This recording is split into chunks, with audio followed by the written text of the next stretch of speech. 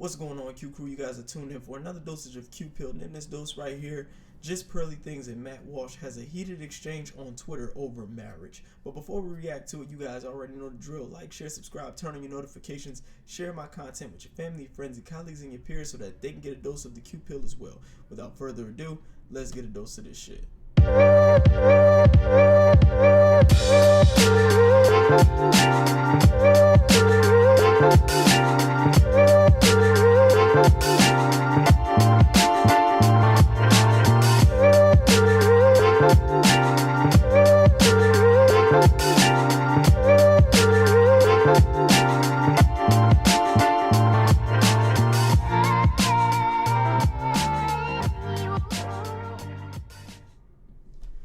Now today we know the majority of modern women, the average modern woman, if you ask around, you look at the way they think, the way they behave, their values, their attitudes, their mentalities, they don't seem to be the type of women that you actually want to settle down and get married to. And it's understandable that a lot of men feel this way. It's understandable that a lot of men, they would choose to avoid modern women in marriage altogether, seeing as how it's still governed by the state and it's not extremely beneficial to men. If you ask me personally, it probably involves more risk than reward. So it's understandable. However, MattWalsh, as an individual who's a conservative, he's traditional, he's married, he doesn't share that perspective. And as you guys know, Pearl is one of these individuals who's new to the manosphere, red pill scene. She follows me on Instagram. I'm not a fan of hers per se. She says some things that's a little outlandish, but I understand she needs the shock value and she needs to create polarity in order to get the gravitas that she currently has. So I was on Twitter and I seen these two having an exchange, and I love a little cognitive sparring. You know, I'm always for looking at opposing views, especially if they can be presented in a way that's eloquent, well thought out, and both sides make valid arguments. So I got my popcorn, I sat back, and I actually watched the exchange. And Matt made some good points, and Pearl made some good points. So we're going to go over the points, over the tweets that they actually made, and then I'm going to give my final thoughts on it. And you guys can leave your comments below to tell me what you think or how you felt about the exchange and who had the more valid argument. So it started like this. Pearl had tweeted, "The TradCons push marriage because they aren't old enough to know better yet. They don't know the reality of what they're pushing." And as you can see, you guys, she put MattWalsh, Ben Shapiro, and Michael Knowles in the tweet. For those of you who don't know, those are 3 members of the Daily Wire crew. When she posted that, MattWalsh responded, "6 kids and married for over a decade. Pretty sure I understand marriage and family a lot better than you, Pearl." No surprise there. That's the argument they love to make. Pearl responded, "The issue you're also going to get with TradCons is they are typically above average in some way. They live in a different reality. Tall, wealthy men, successful, are better able to recover after divorce. It's the average man, the truck drivers, construction workers, the plumbers that are financially ruined and contemplate suicide. Men are 8 times more likely to commit suicide after divorce. So you get these rich men encouraging men to sign up for marriage without warning them to any of the risks. They have spent little to no time listening to what these men have gone through, and their solution is just pick a good woman. They have no idea how much a woman changes during a divorce, and typically there's nothing a man could have done." Matt responds, "Pearl, the fact that you think you can speak for men and even speak for the male experience better than I can really conflicts with your alleged anti-feminist learnings. You're lecturing men and speaking out against marriage. Both are feminist as it gets. Also, for the record, I was not even close to wealthy when I got married." Pearl responds, "The second issue you get with TradCons is most got married in a different time. Let's follow this logic. In 2023, are women generally better or worse? So why would marriage and children be less risky for men in 2023? They'll continue to shoot the messenger because they don't like the way the message makes them feel."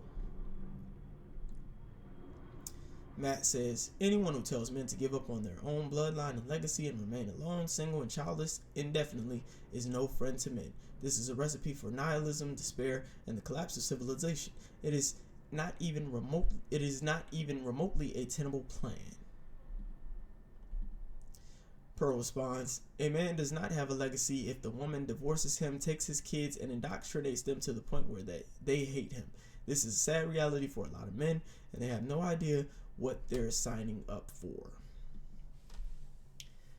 Now you guys can see there, both sides made some valid points. I understand where Matt is coming from as a traditional conservative man who is quite successful now. I believe he has a net worth of $9 million. He works for the Daily Wire, has his own show. He's doing quite well for himself, and he has a lot of kids. He's been married for a little bit, married for a decade, I believe he said. And I also understand what Pearl is saying, is Pearl is speaking out for what a lot of modern men experience on the dating scene when it comes to dealing with modern women, and how marriage is risky, and they don't necessarily want to subject themselves to that risk because they ultimately believe that they'll end up taking the L. But this is my thoughts. This is where I come in. You see, both do have valid points, but they aren't exactly as nuanced and intricate as someone who has a psych degree like myself, being a certified relationship coach, would understand. You know, there are a lot of generalizations on both sides, and both generalizations are extremely valid. So it comes down to this. Men can do whatever the fuck they want to do. If men want to go their own way, if passport bros want to go overseas and get the women that they want to get, then that is perfectly fine. No man has to subject himself to marriage. Every man is not created equal. Every man is not going to continue his legacy by procreating, reproducing. That's just the way it is. And I get that Matt is for the union of marriage. I understand that it's been the way we've done things since the beginning of time. It's the way to ensure that you continue generational wealth. It's the right way to do things in terms of conducive outcomes to your children. You know, as single mother households are more likely to send their kids to prison, more likely to have their kids mentally and emotionally abused, more likely to have promiscuous girls. There are all types of factors. There's a myriad of factors that come from single mother households in which fatherlessness could easily, if fathers were in the home, they could easily eradicate or at least mitigate to a significantly statistical percentage. You know what I mean? So I understand that. But what they're not understanding is, on Matt's behalf, there's absolutely a level of discernment as a man that you have to show when you're dealing with women. You have to be capable of understanding the type of woman that you allow into your life, the type of woman that you get down on one knee for, and the type of woman that you're going to have kids by. This is why this is one of the most significant, if not the most significant, decision a man will make in his life, because women have the ability to make or break men.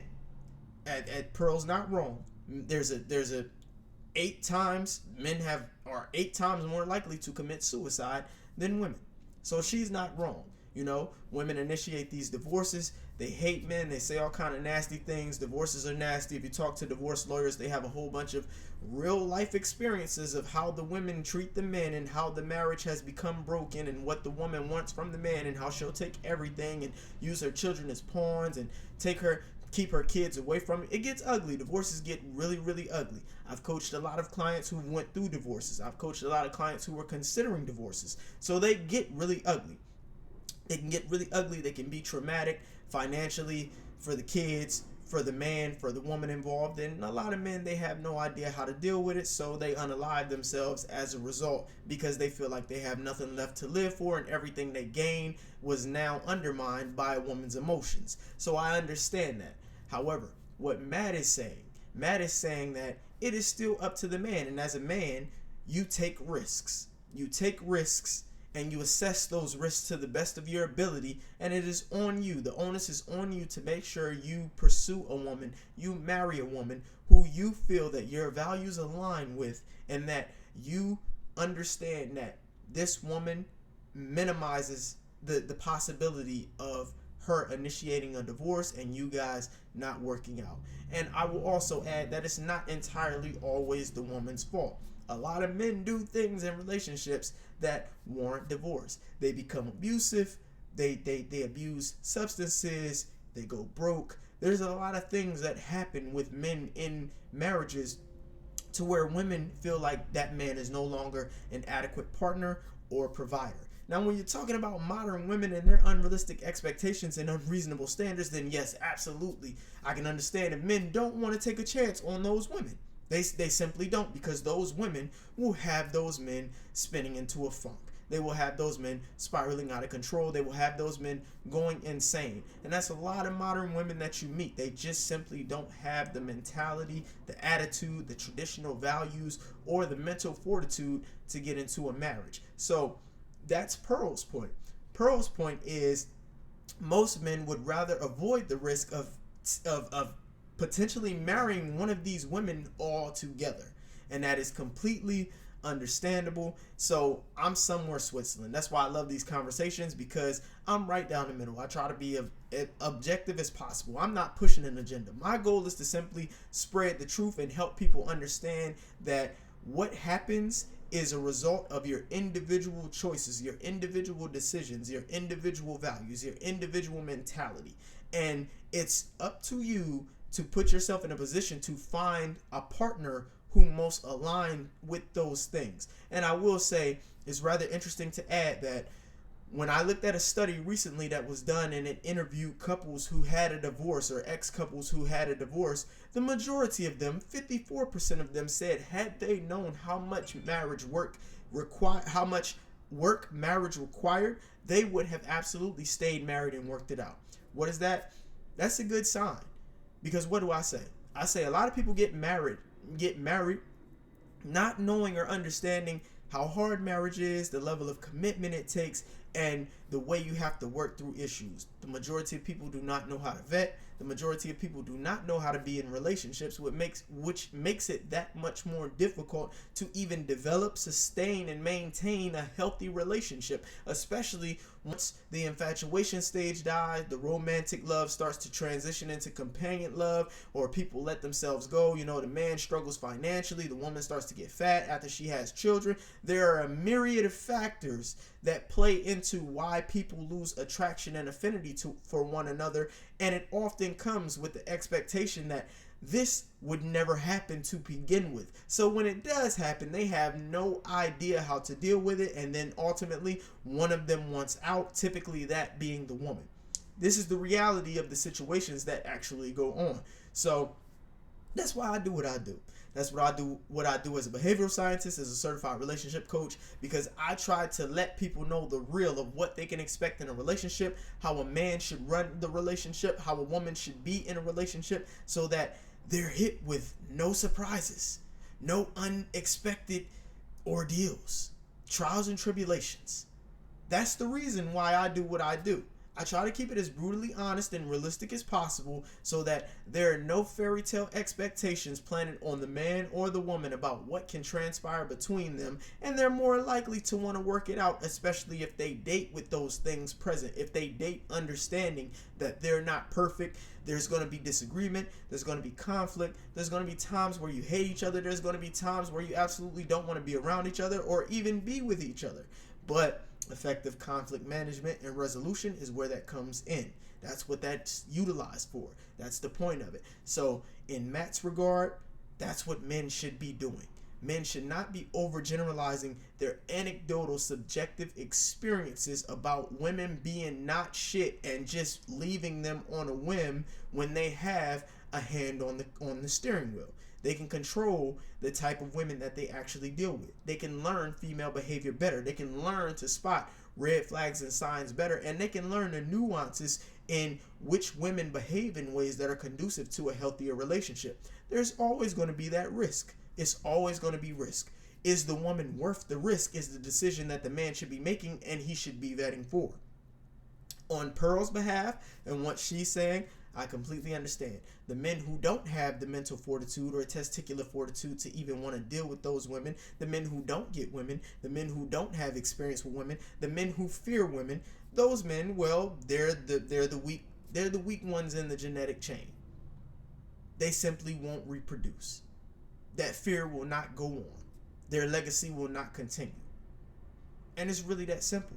Can't save everybody. Every man is not going to be married. Every man does not want to be married. Every man doesn't want to have kids. Every man is not going to have kids. That's perfectly fine.